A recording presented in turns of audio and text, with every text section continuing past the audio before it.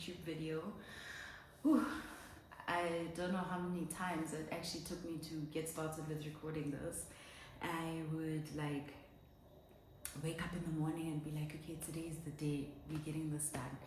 And then I'd be like, but I'm so nervous. But anyways, as all of you guys know, well, those of you who are new here wouldn't know, I am a TikToker and my content focuses on law and studying and just being a law student and navigating the space. Because I know that throughout varsity, many of us don't actually have an idea of where the information about our careers and our degree is and how can we source it. So I'm here to put all that information together for all you guys. And yeah, so just to get started, as it is the very first video, do forgive my editing, guys. I tried. This is my best, and hopefully as we grow, it will improve. But don't forget to click the subscribe button and stay tuned for more good content and switch on those notifications so that you always get a chance to see my weekly posts. Then just to sort of jump right into it, as I said, my name is Asanda.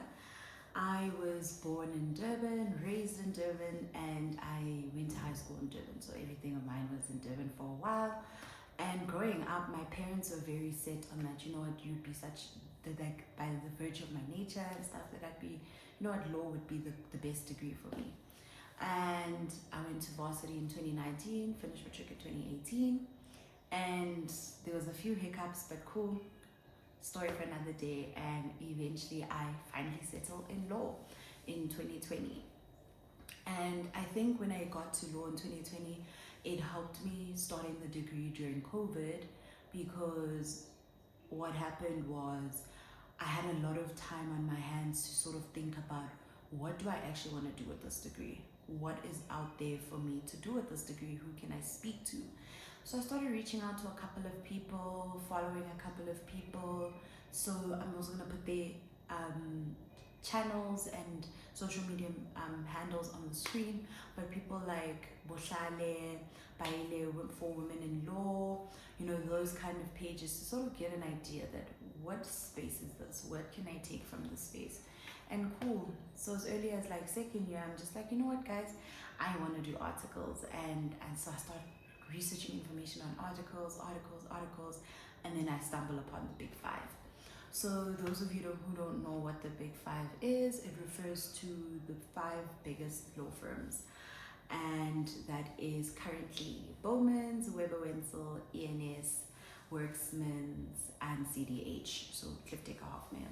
So I was just like, this is where I want to be, guys. This is what I want to do. And then I started thinking about, and obviously in having this discussion with you guys today about my journey and everything, we have to start with, what are articles? You know, I get questions a lot about what are articles, how do you secure them? And I will give a bit of a glimpse of that as I discuss my own personal journey today. But articles are like, for the lack of a better word, a legal internship. So it is also known as practical vocational training, quote unquote PVT, and it is usually done over a period of 2 years, and it is mandated by statute and is one of the requirements that you need in order to become an admitted attorney of the High Court in South Africa. And it's not the only requirement, but for this particular purposes of our discussion, we're going to look at what articles are. And in the process of articles, I always advise that if you want to be secure, apply 2 to 3 years in advance. Some places are already recruiting for 2025, 2026. So it's pretty serious and it's a very tight space. And just to get into what your day looks like while you're doing articles. So you'll be called a candidate attorney or a candidate legal practitioner. And it's the same thing, by the way. And I have to emphasize that your day will be different depending on the kind of work that the person that you are shadowing or working under does. So, and actually also the kind of company that you're in. So let's look at me, for example. I am in a corporate and commercial law firm in the corporate and commercial department. And in my 8 months, well, going on 8 months, I actually have not been to court yet. Not that that bothers me. Um, it was particularly one of my own personal preferences. But typically spend the days in meetings, drafting agreements, reviewing agreements, so providing like support to my seniors in client related matters, etc. Whereas someone else would tell you that they spend most of their day at court and serving documents, fetching documents, that kind of thing. So never be like worried when you hear such varying differences in people talk about articles. It's literally the same thing, and the experience will differ according to the kind of work your firm and your principal does. Okay, so what really helped me with the rejection during the application process is that someone said to me, sometimes you might not get the opportunity, and this is VAC work, bursaries, and articles themselves, not because you're a bad individual, but you just don't fit the cultural spec or the organizational culture for that particular, company. And that for me really helped me deal with the rejection, because I really initially just felt like, oh my gosh, what if I never get an opportunity? What if I never get signed? What am I going to do? And I stopped focusing so much on that, but just showing up and giving myself 100% in every interview that I went to. And I think it also just, the whole process was slightly actually easier, because what I did was I created a digital pack. So now the wheels may be turning, and you may be wondering, girl, what is a digital pack? And a digital pack basically refers to, your CV, motivational letter, matric certificate. I think that's what it's called, matric certificate. In case the company requires one, certified copy of your ID in case the company requires one, and one or two references, just in case the company you're applying to requires one. And I think I spent that period in between 2020 and 2021 just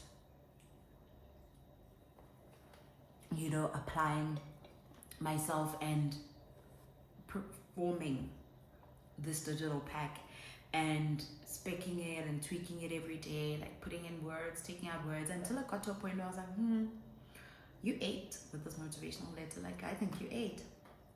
And then after I got to that point, then I'd just be like, if I see an opportunity that I'm interested in applying for, important, guys, I beg, important, I would sit, go again and check the grammar, update the letter and the CV to reflect and fit the company that I'm applying for at that particular moment. I think it just shows that you've put effort into the CV, and I think it would be off-putting if you applying to company A and then in the middle of the motivational letter you start talking about company B because you didn't remove company B's, details. And so, yeah, remember those things. But we will do a video on CVs and motivational letters, and if you do want to see, you can go check out my TikTok video that I did on motivational letters. But fine, so I use the digital pack. I'm still on my course of research. And then late 2021, I signed with the firm that I'm currently at. And so the rest of the applications process at that point is history. And I guess that brings us to where am I now? And I'm currently a first-year candidate legal practitioner, also known as a candidate attorney, at one of the big law firms that are situated in Sandton, and I work in the corporate and commercial department. And as those of you know, our particular firm doesn't do rotation, so that's where I'm going to be for 2 years. And I think people ask, what is your experience of articles of the department, and what are you looking forward to taking out the most? What have you feel you've learned the most in that time? And I think for me, my experience of working itself is that no one could have mentally prepared me for how you have to show up every single day. And I mean this in the sense that, in university, guys, if you wake up and you look around you, it's cold outside, and you're just like, nope, I'm going back to bed. You go back to bed. And no one's going to ask, hi, well, guys, where's Asanda? We haven't seen her for 2 weeks. Maybe they will. But it's not like someone's going to, be that particularly upset at the fact that you didn't show up for university. It would be to your own detriment to not go. But no one would be upset at you. And work, it's like it requires you to sort of show up every single day. Like you have to show up and give 100% of yourself every single day and give the best version and quality of your work every single day. And I think initially that was really tough, and obviously it's still a period of transition that I'm going through, but I do feel as though I'm in a much better space with that in terms of that than I was 8 months ago. And yes, guys, I'm almost 8 months into my first job. And yeah, I'm kind of excited. Like I look back and I reflect and I'm just like, geez, like if you told me 3 years ago that this is where I would be, this is how much I would have grown, this is how much I would know, I would be so shocked and I probably would not believe you. So I'm just always grateful for where I am and truly just living in one of my answered prayers. Like I think we take that for granted as well.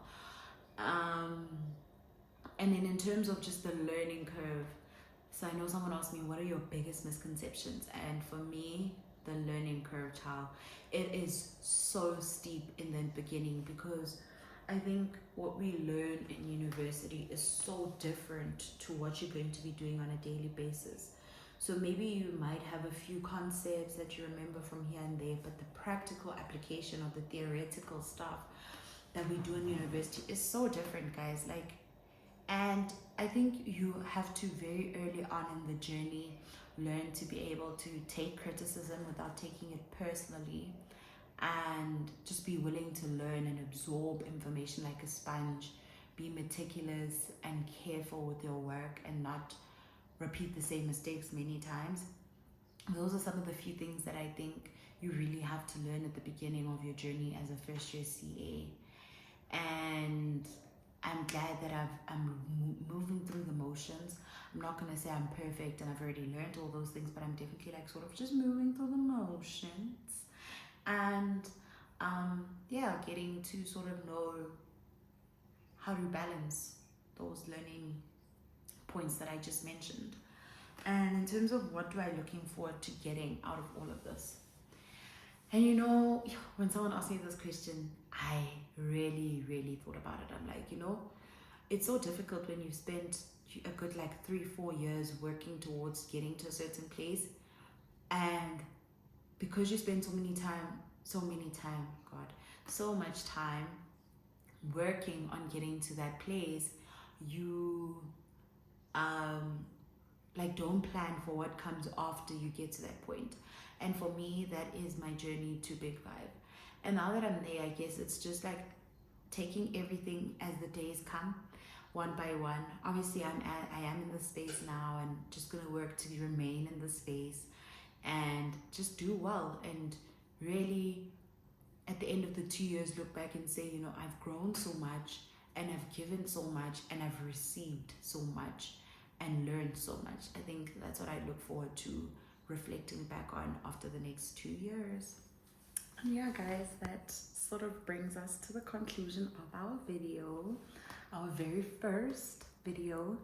Thank you for listening and getting this far. I hope you enjoy the content that I bring. And again, don't forget to subscribe. Tell your friends to subscribe because this is going to be the plug for information. Even if they aren't law students, we are going to discuss things that I think would be very relatable to any student or graduate. And yeah, turn on the notifications and see you guys. That I could have this moment for life, for life, for life.